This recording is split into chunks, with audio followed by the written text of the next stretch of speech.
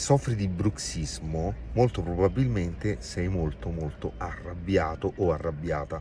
Perché ti dico questo? Perché la salute, immaginiamola realmente come un equilibrio tra biochimica, struttura e psiche, ed esiste una piccola parte della verità che è collegata alla psicosomatica, dove ogni sintomo ci racconta una storia e normalmente chi digrigna i denti durante la notte è particolarmente arrabbiato, anche se non lo sa. È una rabbia che si porta dentro e la rabbia si ripercuote sui muscoli ma anche sul fegato.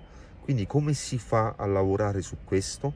Beh, devi depurare il fegato, magari con del cardomariano, carciofo, tarassaco, a livello di tinture madri.